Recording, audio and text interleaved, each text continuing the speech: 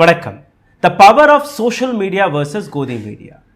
Social media வழியாக உங்களிடம் செய்தி கொண்டு வரக்கூடிய எங்கள் போன்ற பல்வேறு பத்திரிகையாளர்கள் இன்னைக்கு இயங்கிக் கொண்டிருக்கிறார்கள். இதே இடத்தில் பல்வேறு பொய் பிரச்சாரத்தை செய்யக்கூடிய தவறான நோக்கத்துடன் ப்ரொபகேண்டாவை பரப்பக்கூடிய நபர்களும் இயங்கிக் கொண்டிருக்கிறார்கள். எந்த நேஷ்னல் மீடியாவை நீங்கள் நம்பி வந்தீர்களோ அந்த நேஷ்னல் மீடியாவும் இன்னைக்கு ப்ரொபகேண்டா சேனல்களாக மாறிவிட்டது. இந்த தருணத்தில் உங்கள் mobile phone, WhatsApp, Facebook, Instagram இது போன்ற இணையதளங்களிலிருந்து வரக்கூடிய அனைத்து ஃபேக் நியூஸஸ்களையும் தோலுறுத்தி காட்டக்கூடிய பல்வேறு ஃபேக்ட் செக்கர்ஸ்களும் இருக்கிறார்கள். அதில் ஒரு பிரபலமான பெயர் என்னுடைய நண்பரான முகமது ஜுபேர். முகமது ஜுபேர் எந்த அளவில் இந்த டீம் இயங்கிக் கொண்டிருக்கிறது நான் ரொம்பவே ஆழமாக பார்த்திருக்கிறேன். அவர்களுடன் வேலையும் பார்த்திருக்கிறேன். உதாரணத்திற்கு பீகார், தமிழ்நாட்டிலிருந்து நடக்கக்கூடிய பல்வேறு விஷயங்கள், அதாவது கூலி தொழிலாளர்கள் அல்ல கட்டட தொழிலாளர்கள் மீது தாக்குதல் நடப்பதாக எத்தனையோ வீடியோக்கள் வெளியானது. இந்த வீடியோக்களில் நீங்கள் பார்த்தீர்கள்னா நாங்கள் அனைவருமே இணைந்து அது போன்ற பல்வேறு வீடியோக்களை முகமது ஜுபேருடைய உதவியுடன் அதை டீபக் செய்தோம். அதில் இருக்கக்கூடிய பொய்களை வெளிக்காட்டினோம்.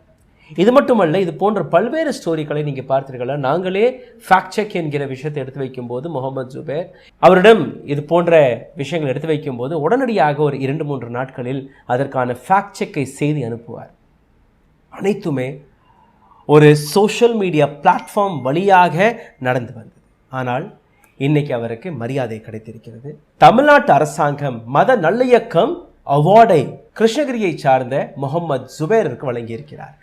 சோஷியல் மீடியாவில் இருக்கக்கூடிய பல்வேறு நபர்களுக்கு கிடைத்த ஒரு மிகப்பெரிய வெற்றியாக நான் இதை பார்த்து கொண்டிருக்கிறேன். ஒரு சில வருடத்திற்கு முன்பு எங்கள் போன்ற சோஷியல் மீடியாவில் இருக்கக்கூடிய பத்திரிகையாளர்கள் டெல்லியில் இருக்கக்கூடிய ஒரு இயக்கம் இருக்கிறது. அங்கே இருக்கக்கூடிய மீட்டிங்கில் நான் கலந்து கொண்டேன். அங்கே ஒரு சில டேட்டாக்கள் பகிரப்பட்டது. அதாவது ரேடியோவை தாண்டி விட்டோம், நியூஸ் பேப்பரை தாண்டி விட்டோம்.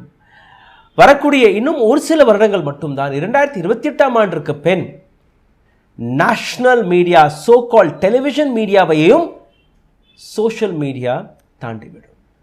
இதிலிருந்து அச்சப்பட்டு தான் பல்வேறு மாற்றங்களை அரசாங்கங்கள் கொண்டு வருகிறது. ஆனால் இந்த ஒட்டுமொத்த விவகாரத்தில் நீங்கள் பார்த்தீர்கள்னா எந்த விஷயத்தை முகமது ஜுபேர் போன்ற நபர்கள் செய்து வருகிறார்களோ, அதாவது சோஷியல் ஹார்மனிக்காக எங்கெல்லாம் தவறுகள் நடக்கிறதோ, உங்களுடைய மொபைல் ஃபோனில் எங்கெல்லாம் ஹேட் ஸ்பீச்சஸ்கள் நடக்கிறதோ, தவறான பொய் பிரச்சாரங்களை செய்து வருகிறார்களோ, முக்கியமாக பிஜேபியை சார்ந்தவர்கள், அதே பிஜேபி மட்டுமல்ல மற்ற மீடியா ஹவுசஸ்கள் கூட எங்கெல்லாம் தவறுகள் நடக்கிறதோ அனைத்தையுமே முகமது ஜுபேர் போன்ற நபர்கள் இதே போன்று நீங்கள் பார்த்தீர்கள்னா factcheckers.in இருக்கிறது, பிரஸ் இன்ஃபர்மேஷன் பியூரோ இவர்களுடைய, அதாவது அரசாங்கமும் ஒரு ஃபேக்ட் செக் டிவிஷனை வைத்திருக்கிறார்கள். இந்தியா டுடே குரூப் அவர்களிடம் ஒரு ஃபேக்ட் செக் டிவிஷன் இருக்கிறது. பூம் ஃபேக்ட் செக் இதுவும் ஒரு ஃபேக்ட் செக் வெப்சைட். த குவிண்டலும் ஒரு ஃபேக்ட் செக் இருக்கிறது. ஆல்ட் நியூஸ், நியூஸ் லாண்ட்ரி, த வயர் போன்ற பல்வேறு இடங்களில் இது போன்ற ஃபேக்ட் செக் டிவிஷன்ஸ்களை உங்களால் பார்க்க முடியும். ஆனால் இது ஒரு சில நபர்களுக்கு பிடிக்கவில்லையோ என்னவோ, அண்ணாமலை அவர்கள் நேரடியாக முகமது ஜுபேருக்கு கொடுக்கப்பட்ட இந்த அவார்டிற்கு எதிராக பேசியிருக்கிறார். அதாவது அவர் பேசிய வார்த்தை நீங்கள் கேளுங்கள். ஹாஃப் ட்ரூத் பெடலர்ஸ், அதாவது அரைகுறை உண்மையை விற்கக்கூடிய நபர்கள், உங்களுடைய ஐடியாலஜிக்கு எதிராக நீங்கள் வெளிக்காட்டக்கூடிய பொய்களுக்கு எதிராக ஒரு நபர், ஒரு இயக்கம் செயல்படும் போது நீங்கள் எங்கெல்லாம் பொய் பேசி வருகிறீர்களோ உடனடியாக அந்த பொய்யை உடைத்து தூக்கி போடக்கூடிய இது போன்ற நபர்களை பிஜேபி ஏற்றுக்கொள்வதில்லை. ஏன்னா அவர்களுடைய ஐடியாலஜிக்கு எதிரான நபர்கள். நாங்கள் இவ்வளோ கஷ்டப்பட்டு ஒரு வீடியோவை எடிட் செய்து அதில் ஒரு தவறான கருத்துக்களை பகிர்ந்து எடுத்து காட்டுகிறோம். அதை நேஷனல் மீடியாவில் இருக்கக்கூடிய சோ கால்ட் கோதி மீடியாவை வைத்து ப்ரொபகேட்டும் செய்து வருகிறோம். உதாரணத்திற்கு ராமர் கோவில், அயோத்திக்கு கீழே ராமர் கோவில் இருந்ததாக எந்த ப்ரொபகேண்டாவை நாங்கள் எடுத்து வைத்தோமோ, காலப்போக்கில் நீங்கள் பார்த்தீர்கள் இது போன்ற நபர்கள் அதை உடைக்கக்கூடிய வேலை பார்க்கிறார்கள். ஹிந்து முஸ்லிம் என்கிற கலவரம் எங்கெல்லாம் நடக்கவில்லையோ அதையெல்லாம் இப்படி தான் நடக்கிறது என்று கூறினார்களோ அதையும் இவர்கள் எடுத்து காட்டி விடுகிறார்கள். ராகுல் காந்தியை பப்பு பப்பு பப்பு என்று எந்த அளவில் சித்தரித்து வந்தோமோ இன்னைக்கு மோடி அவர்களுடைய உண்மையான முகத்தையும் இது போன்ற நபர்கள் எடுத்துக்காட்டி வருகிறார்கள். ஆகையால் இவர்கள் இருக்கக்கூடாது. BJP displeased with GMK government in Tamil Nadu after it gave alt news co-founder Mohammed Zubair an award for promoting communal harmony. மத நல் இயக்கம், அதாவது மதத்தை வைத்து எந்த அளவில் இந்த நாட்டில் ஹிந்துத்துவவாதிகள் பிரச்சனைகளை உருவாக்க பார்த்தார்களோ, எந்த அளவில் இந்த நாட்டில் ஆங்காங்கே நீங்கள் பார்த்தீர்கள்னா ஃபேக் நியூஸ்கள், இஸ்லாமியர்களை தாக்கி கிறிஸ்துவர்களை தாக்கி இது போன்ற ஹிந்துத்துவவாதிகள் எங்கெல்லாம் மத பிரச்சனைகளை தூண்டக்கூடிய வேலையை பார்க்கிறார்களோ, முகமது ஜுபேர் அந்த அனைத்தையுமே உடைக்கக்கூடிய வேலையை பார்த்தார். ஜுபேருக்கு கிடைத்த இந்த அவார்டின் பெயர் கோட்டை அமீர் கம்யூனல் ஹார்மனி அவார்டு. 2000 இந்த அவார்டு கொடுக்கப்பட்டது. இந்த அவார்டில் நீங்கள் பார்த்தீர்கள்னா முகமது ஜுபேருக்கு ஒரு சர்டிஃபிகேட் கிடைத்திருக்கிறது. அதை தாண்டி 25,000 ரூபாய் அவருக்கு ஒரு அவார்ட் மணியாகவும் கிடைத்திருக்கிறது. 2023 மார்ச் மாதத்தில் நான் ஏற்கனவே கூறியபடி பீகாரிலிருந்து வந்த மைக்ரண்ட் ஒர்க்கர்ஸ்களை பற்றின பல்வேறு உண்மைகளை முகமது ஜுபேர் இது போன்ற இண்டிபெண்ட் மீடியா ஹவுசஸ்கள் உடைக்கக்கூடிய வேலையை பார்த்தார்கள். அதை காரணம் காட்டி தமிழ்நாட்டு அரசாங்கம் இங்கே இருக்கக்கூடிய லேபர்ஸ்கள் எவ்வளோ சேஃபாக இருக்கிறார்கள், இங்கே இருக்கக்கூடிய அனைத்து உண்மைகளையுமே எப்படி முகமது ஜுபேர் எடுத்து வைத்திருக்கிறார், இங்கே இருக்கக்கூடிய பீகார்லேருந்து வரக்கூடிய லேபர்ஸ்களாக இருக்கட்டும், உத்தரப்பிரதேசத்திலிருந்து வரக்கூடிய லேபர்ஸ்களாக இருக்கட்டும், அல்ல மற்ற வட மாநிலங்களிலிருந்து வரக்கூடிய லேபர்ஸ்களாக இருக்கட்டும், இந்த அனைத்து நபர்களுக்கும் எப்படி பாதுகாப்பான இடம் தமிழகம் என்று எடுத்து வைத்தாரோ, அவர்கள் என்னெல்லாம் கட்டுக்கதைகளை கட்டினார்களோ, அவர்கள் எந்தெல்லாம் ப்ரொபகண்டாவை பரப்பினார்களோ அனைத்தையுமே மிக தைரியமாக உடைக்கக்கூடிய வேலையை முகமது ஜுபேர் பார்த்தார். அதனால் இந்த அவார்டை அவருக்கு நாங்கள் கொடுக்குறோம் என்று கூறினார்கள். ஆனால் இதே இடத்துல இங்கே பாருங்க, உத்தரப்பிரதேசத்தில் இருக்கக்கூடிய பிஜேபி அரசாங்கம் முகமது ஜுபேரை எப்படியாவது கைது செய்ய வேண்டும் என்று, எப்படியாவது இந்த நபரை அடக்க வேண்டும் என்று ஜூன் மாதம் 2022ஆம் ஆண்டு கிட்டத்தட்ட ஒரு 2 மாதங்கள் வரை முகமது ஜுபேரை உத்தரப்பிரதேச அரசாங்கம், அங்கே இருக்கக்கூடிய பிஜேபி அரசாங்கம் அவரை சிறையில் அடைக்கக்கூடிய வேலையை பார்த்தது. இவருடைய குற்றம் என்ன? நீங்கள் பரப்பக்கூடிய பொய் செய்திகளை, உங்கள் வழியாக வரக்கூடிய அந்த மத வெறுப்புகளை முகமது ஜுபேர் உடைக்கிறார். ஒவ்வொரு நாளும் உடைக்கிறார். இவருக்கு வருமானம் எங்கிருந்து வருகிறது? உங்கள் போன்ற நபர்கள் போடக்கூடிய 100, 200, 500, 1000, 2000 ரூபாய், இதுதான் அவருக்கு கிடைக்கக்கூடிய வருமானம். இவரிடம் கிட்டத்தட்ட ஒரு 12-13 பேர் வேலை பார்க்கிறார்கள். இவர்களுடைய ஆஃபீஸில் நீங்கள் பார்த்தீர்கள்னா பெங்களூரில் ரொம்பவே ஒரு சின்ன சாதாரணமான ஆஃபீஸ் தான் இருக்கிறது. யூடியூப்பில் இவர்கள் வீடியோக்களை போடுவதில்லை, வெறும் வெப்சைட் மட்டும்தான் வைத்திருக்கிறார்கள். வெப்சைட்டில் எந்த விதமான அட்வர்டைஸ்மெண்ட்டும் வாங்குவதல்ல. யூடியூபில் இயங்கக்கூடிய சேனல்களை பார்த்தீர்களா, எங்கள் போன்ற சேனலை நீங்கள் எடுத்துக்கினீர்கள்னா கூட எங்களுக்கு வரக்கூடிய வருமானம் மற்ற சேனல்களை விட மிக குறைவாக இருக்கிறது. அதாவது 1,00,000 ரூபாய் உங்களுக்கு செலவாகிறது என்றால் வரக்கூடிய வருமானம் அதிலிருந்து 25-30% மட்டும்தான்.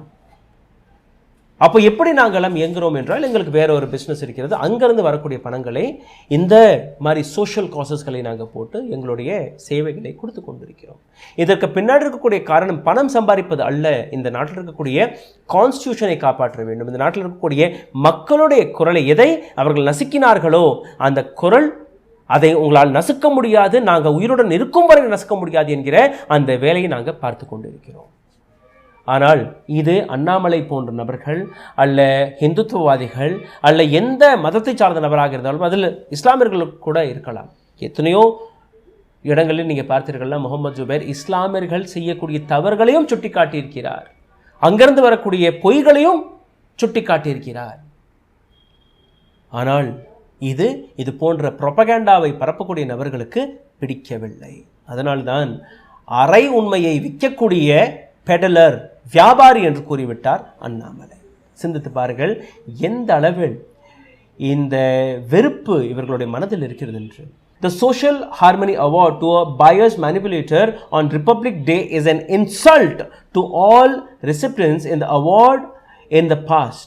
Creating social disharmony would be the right category to place this person. எவ்வளோ வெறுப்புன்னு நீங்கள் பாருங்கள். இந்த சோஷியல் ஹார்மனி அவார்டு, அதுவும் ரிப்பப்ளிக் டே அன்றே முகமது ஜுபேருக்கு கொடுக்கப்பட்டது மிகவும் கேவலமான விஷயம். இதற்கு முன்பு யாருக்கெல்லாம் இந்த அவார்டு கிடைத்திருக்கிறதோ அந்த அனைத்து நபர்களையுமே அவமானப்படுத்தும்படி இந்த அவார்டு இருக்கிறது. அப்போ கங்கனா ரனாவத்திற்கு எதற்காக நீங்கள் அவார்டு கொடுத்தீர்கள்? கங்கனா ரனாவத் போன்ற நபருக்கு நீங்கள் அவார்டு கொடுத்து அவரை பத்மஸ்ரீ போன்ற அவார்டை கொடுத்து Y+ செக்யூரிட்டியை கொடுத்து எதற்காக நீங்கள் அழகு பார்த்தீர்கள்? காரணம், பிரைம் மினிஸ்டர் மோடி வந்ததற்கு பின் தான் இந்தியாவிற்கு சுதந்திரம் கிடைத்ததாக அவர் கூறினார். சனி டியோல் அவருக்கு எதற்காக நீங்க அவார்டு கொடுத்தீர்கள்? அவருக்கும் Y+ செக்யூரிட்டி. ஏன்னா சனி டியோல் நம்பக்கூடிய விஷயமும் 2014 ஆண்டுக்கு பின் தான் இந்த நாட்டுக்கு சுதந்திரம் கிடைத்தது, பிரைம் மினிஸ்டர் மோடி வந்ததற்கு பின்பு. அப்போ இது அவமானம் கிடையாதா? இதற்கு முன் கங்கனா ரனாவத் இந்த நாட்டிற்காக என்ன செய்தார்? கங்கனா ரனாவத்திற்கு எதற்காக Y+ செக்யூரிட்டி கிடைத்தது? இந்த நாட்டு மக்களுக்கு, பெண்களுக்கு ஏதோ ஒரு இடத்தில் ஒரு சின்ன சோஷியல் ஒர்க் அவர் செய்ததாக நீங்க எடுத்து காட்டி விடுங்கள். அவருடைய அவார்டை நான் மரியாதையுடன் சல்யூட் அடிக்கிறேன். ஆனால் உங்களால் காட்ட முடியாது. அதாவது உங்களுக்கு மணி அடிக்கக்கூடிய நபர்கள் யாரெல்லாம் இருக்கிறார்களோ அவர்களுக்கு அவார்டும் கொடுப்பீர்கள், செக்யூரிட்டியும் கொடுப்பீர்கள். ஆனால் அதே நேரத்தில் உண்மையிலேயே ஒரு நபர் வேலை பார்க்கும்போது, சோஷியல் ஹார்மனிக்காக வேலை பார்க்கும்போது, நாட்டின் நலத்திற்காக வேலை பார்க்கும்போது, இந்த நாட்டில் இருக்கக்கூடிய மைனாரிட்டிஸ்கள் அவர்கள் தாக்கப்படும் போது, இந்த நாட்டில் இருக்கக்கூடிய ஏழைகள் தாக்கப்படும் போது, ஒரு பொய் செய்தியை நீங்கள் பரப்பும் போது அந்த பொய்களை உடைத்தால் இந்த நபர் அரைகுறை வியாபாரி, உண்மையை வியாபாரம் செய்து வருகிறார். அப்போ நீங்க ஒற்றுக்கொள்கிறீர்கள். இந்த நபர் பேசுவது உண்மைதான் என்று நீங்க ஏற்றுக்கொள்கிறீர்கள். அதனால்தான் இந்த பதற்றம், அதனால்தான் இந்த தவறான ஸ்டேட்மெண்ட். சிந்தித்து பாருங்கள். நன்றி, வணக்கம். ஊடகம் கார்ப்பரேட் அரசியல்வாதிகளின் கைப்பாவையாக, அடிமைகளாக இருந்தது போதும். இனி சாட்டை எடுத்து சுழற்றும் நேரம் வந்துவிட்டது. ஊடக சுதந்திரத்திற்காக உங்களின் பங்களிப்பை இன்றே அளித்திடுங்கள்.